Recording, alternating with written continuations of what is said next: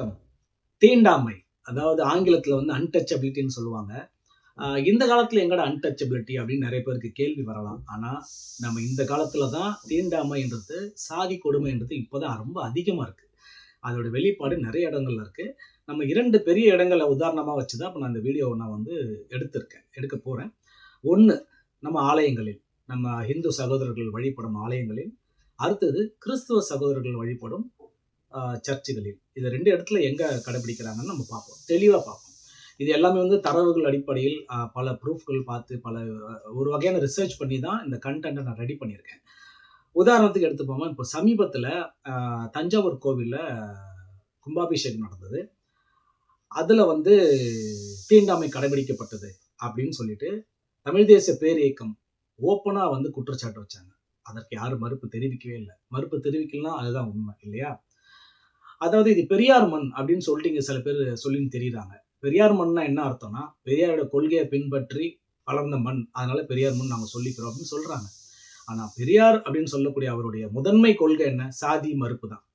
அப்போ இன்னைக்கு சாதியம் அதிகமா இருக்குன்னு சொல்றோம். அதான் உண்மை. அப்ப எப்படி இது பெரியார் மண் ஆகும்? பெரியாரோட அடுத்த மறுப்பு கடவுள் மறுப்பு. சாமி இல்லன்னு தான் சொன்னாரு. திருமணங்கள் வந்து பூசாரிகளை வச்சு பண்ணக்கூடாது அப்படின்னு பெரியார் சொன்னார். ஐயருங்களை பயன்படுத்தக்கூடாது, சனாதனவாதிகளை பயன்படுத்தக்கூடாதுன்னு சொன்னாரு. இன்னைக்கு எந்த கல்யாணம் ஐயர் இல்லாம நடக்குது? ஏன் மக்களை விட்டுருங்க. மக்கள் வந்து உறவினர்களுக்காக 1000 பண்ணிட்டு போவான். இந்த பெரியார் மண்ணு பேசக்கூடிய பெரிய பெரிய அரசியல்வாதிகள் ஒரு எலெக்ஷனுக்கு போயிட்டு நாமினேஷன் தாக்கல் பண்ணுறதுக்கு கூட பூஜை போட்டு தான் வரான். நிலத்தை வாங்கினா பூஜை போடுறான் ஐயரை வச்சு. அப்ப இவங்கெல்லாம் எப்படி பெரியார் மண்ணு பேச முடியும்? இதெல்லாம் பொய். இந்த பெரியார் மண்ணும் கிடையாது, ஒண்ணுமே கிடையாது. இதெல்லாம் பொய் தான். அப்ப தீண்டாமை கடைபிடிக்கப்படுதுன்றது சமீபத்தில் என்ன ஆச்சுன்னா, கோவில்களில் அல்ல இந்துக்கள் வழிபடும் கோவில் ஆலயங்களில் கருவறைக்குள் இந்த பூசாரிகள் நடத்துறாங்க இல்லையா பூஜைகள், இதை வந்து தமிழ்ல தான் நடத்தணும். இதுதான் உண்மை, இதுதான் நீதி. இப்போ பிரான்ஸுக்கு போனீங்கன்னா, பிரான்ஸ்ல இருக்கிற சர்ச்லன்னா மராத்திலையும் ஹிந்திலையுமா பூசை வைப்பாங்க? பிரெஞ்சில் தான் வைப்பான். அடிஷ்னலா இங்கிலீஷ்ல வைப்பான். அப்போ பிரெஞ்சு மக்களுக்காக அவன் பிரெஞ்சில் தான் வைப்பான். ஜெர்மன் போனீங்கன்னா ஜெர்மன் சர்ச்சில் வந்து ஜெர்மன்ல தான் மாஸ் வைப்பான். அப்போ தமிழ்நாட்டு ஆலயங்கள்ல தமிழ தானே மந்திரம் ஓதணும், ஏன் சமஸ்கிருதத்தில் ஓதிட்டு இருக்காங்க? இப்படின்ற ஒரு கேள்வி தமிழ் ஆர்வலர்களுக்கு கடந்த 50 வருடமா எழுப்பிட்டு தான் இருக்கிறாங்க. ஆனா இதை செயல்படுத்தக்கூடிய இடத்துல இருக்கிற இந்த கட்சிகள் இருக்கு இல்லையா, திமுக அதிமுகவோ இருந்தாலும் சரி, அது கூட ஒட்டிக்கிட்டு இருக்க சின்ன சின்ன கட்சிகள் இருந்தாலும் சரி, இவங்களுக்கு அது மேல பெரியதா அக்கறையே கிடையாது. அப்போ இவங்க யாருன்ற ஒரு கேள்வி வருதா இல்லையா? அப்போ இன்னைக்கும் வந்து இதை நான் சொல்றது ஒரு பக்கம் இருக்கட்டும், ஒரு பிஜேபி எம்பி ஒருத்தன் தமிழர்களை அசிங்கப்படுத்துற மாதிரி போன மாசம் ஒரு வீடியோல பேசுறான். என்ன தெரியுமா? என்னடா தமிழ், சமஸ்கிருத தமிழுக்கு விட பெருசு, ஏன் உங்க கோவில்கள சமஸ்கிருதத்துல தானடா மந்திரம் ஓதுறான்னு சொல்லிட்டு அசிங்கப்படுத்திட்டான். இது உண்மையான தமிழர்களா இருந்தா இந்நேரம் எவ்வளவு எதிர்ப்பு தெரிவிச்சிருப்பாங்க. நீ எப்படிடா பேசலாம்? அப்படி ஒரு எதிர்ப்பு தெரிவிச்சுட்டு இன்னில இருந்து பாரு, ஒரு கோவில் கூட சமஸ்கிருதம் இருக்காதுன்னு சொல்லிட்டு இந்நேரம் அரசாங்கம் செயல்படுத்திட்டுமா இல்லையா? அதுக்கான திராணி கொஞ்சம் கூட கிடையாது இன்னைக்கு ஆளுகிற ஆட்சியாளர்கள் கிட்ட, எதிர்கட்சிக்காரங்க கூட்டம் கிடையாது. சரி, உங்களால செயல்படுத்த முடியல, எடுத்து நடத்த முடியல, ஒரு இயக்கங்கள் தமிழ் தேச பேரியக்கம் மாதிரி பல இயக்கங்கள் சேர்ந்து வழக்கு தொடுக்கிறாங்க. மதுரை உயர்நீதிமன்றத்துல தீர்ப்பு வந்தது. என்ன தெரியுமா? ஒரு கோயில் கும்பாபிஷேகம் நடத்துறீங்கன்னா, இப்போ ஒரு 18 கலசம் அதுல இருக்குன்னா 9 கலசத்தை வந்து தமிழ்ல ஓதுங்க, மீதி 9 கலசத்தை சமஸ்கிருதத்துல ஓதுங்கன்னு சொல்லிட்டு பாகுபாடு இல்லாம சமநீதியாக ஒரு நீதி வழங்கினாங்க. நீதி வழங்கி 5 வருஷம் ஆயிடுச்சு. அப்போ நீதி இந்த இந்த ஜட்ஜ்மெண்ட் வரும்போது ஆட்சியில் இருந்தது எடப்பாடி அவர்கள், அதிமுக. இப்போ இருக்கிறது திரு ஸ்டாலின் அவர்கள், திமுக. இந்த 2 கட்சிகளும் நினைத்திருந்தால் அந்த ஜட்ஜ்மெண்ட்டை செயல்படுத்தியிருக்கலாம். இன்னி வரைக்கும் செயல்படுத்தல. இப்போ ஏப்ரல் மாசம் நடந்த தஞ்சாவூர்ல இதே மாதிரி ஒரு விழால திரு சேகர் பாபு அவர்கள் ஒரு ட்வீட் போட்டிருந்தார். என்ன தெரியுமா? பெரியார் நெஞ்சில் இருந்த ஆணியை நாங்கள் முல்லை அகற்றி விட்டோம் என்று. இது தவறான ட்வீட் அப்படின்னு சொல்லி, பொய்ன்னு சொல்லி மணியரசன் ஐயா, அவர் தமிழ் ஆதரவாளர், தமிழ் தேச பேரியக்கத்துடைய தலைவர், அவர் வந்து அதுக்கு மறுப்பு ட்வீட் போட்டிருந்தாரு. அதுதான் உண்மை. அப்ப இவங்க பொய் சொல்லிட்டு தெரியுறாங்களான்னா அதுதான் பொய் தாங்க உண்மையே. இவங்க சொல்ற பொய் தான் பொய் அப்படின்ற உண்மை. என்ன சொன்னாங்கன்னா, பெரியார் நெஞ்சில் இருக்கிற முல்லை நாங்கள் அகற்றி விட்டோம் அப்படின்னா என்ன அர்த்தம்னா, பெரியார் வந்து கருவறைக்குள் வந்து தீண்டாமை ஒழிக்கப்பட வேண்டும் சொல்லியதாகவும் அதை இவங்க செய்ததாகவும் சொல்றாங்க. கிடையவே கிடையாது. அன்னைக்கு தஞ்சாவூர் நடந்த விஷயத்துல சமஸ்கிருதத்துல அனைத்தும் நிறைவேற்றப்பட்டது. பேருக்காக 2 தமிழ் ஓதுவாரர்களை வைத்து ஒரு சின்னதா ஒரு மண்டபத்தில் நிக்க வைத்து வெறும் தமிழ்ல ஒரு பாட்டு மட்டும் பாடி அதை மட்டும் ரெக்கார்ட் பண்ணி போட்டுட்டு தான் இவங்க இந்த பொய்யான பரப்புரையை பண்ணிட்டு இருக்காங்க.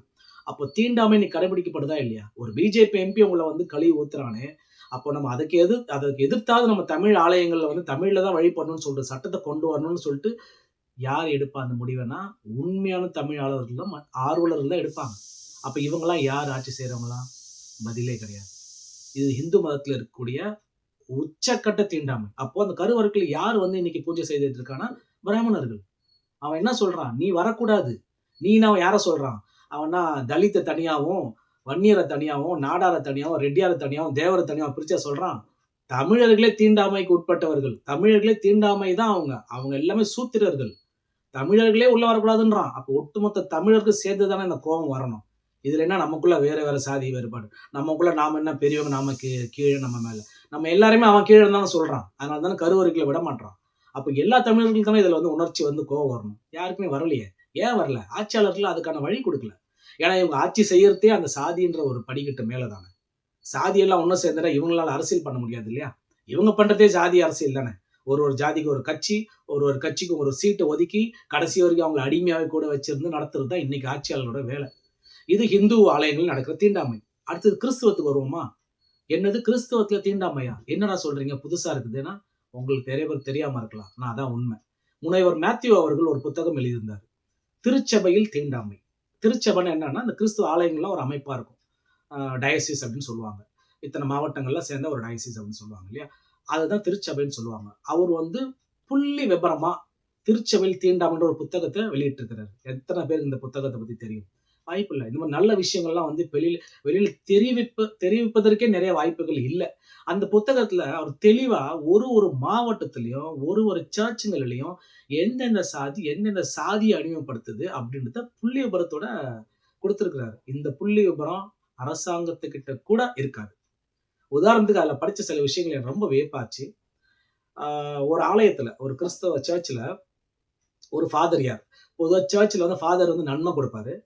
அந்த நன்மையை வந்து கிறிஸ்துவோடைய அதாவது இயேசுநாதருடைய சரீரம் உடம்புன்ற நம்பிக்கையில கிறிஸ்துவர்கள் நாக்கில் வாங்குவாங்க.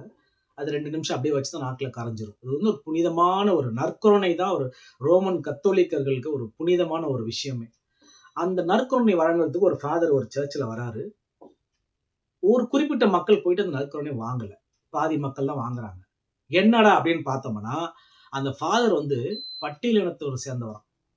எப்படி? இந்த ஃபாதர் வந்து தலித்தா. அதனால நாங்களா போய் நன்மை வாங்க மாட்டோம். கேட்கறதுக்கு கேவலமா இல்ல? அங்க எப்படிடா கிறிஸ்து இருப்பாரு? அங்க எப்படி மாதா இருப்பாங்க? வெக்கமா இருக்கு. அப்போ நீங்க வந்து இயேசு மாதான்னு சொல்லிட்டு திரியிறீங்க. ஃபாதர் கொடுக்குற நன்மை கிறிஸ்துவன்னு நம்பிதானே வாங்குறீங்க. அப்போ ஒரு தலித் ஃபாதர் கொடுத்தானா வாங்க மாட்டேன்னு சொல்லிட்டா, அப்ப நீ அந்த இயேசுவே நீ அவமதிச்சதான் அர்த்தம். நீ கிறிஸ்தவனே கிடையாது. இந்த விஷயம் எவ்வளவு பேருக்கு தெரியும்? அடுத்தது இன்னொரு பெரிய விஷயத்த சொல்றேன். இன்னும் ஷாக்கா இருக்கும் உங்களுக்கு.